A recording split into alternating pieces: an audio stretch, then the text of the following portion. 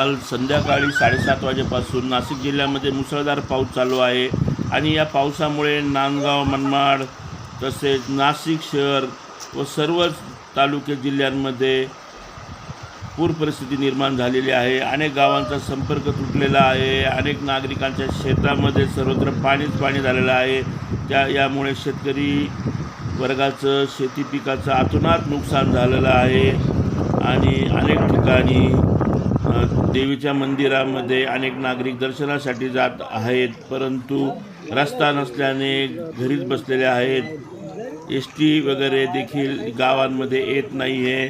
दरम्यान अजूनही पुढील काही तास मुसळधार पाऊस पडण्याची दाट शक्यता हवामान खात्याने वर्तवली असून नागरिकांनी गरज असेल तरच घराबाहेर पडावे, अन्यथा आपल्या घरातच बसावे असे जिल्हा प्रशासनाने सांगितलेले आहे।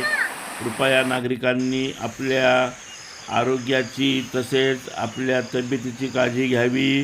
गरज असेल तरच घराबाहेर पडावे। नदीकाठच्या नागरिकांनी सुरक्षित स्थळी जावे, तसेच आपल्या मालमत्तेचे नुकसान होणार नाही याची देखील काळजी घ्यावी।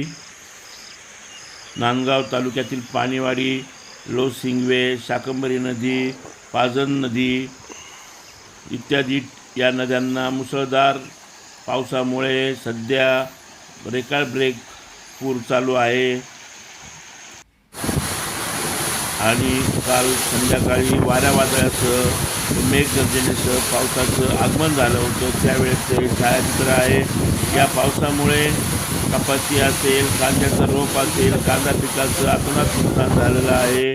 नाशिक जन्मासाठी चंद्रकांत भाद्रक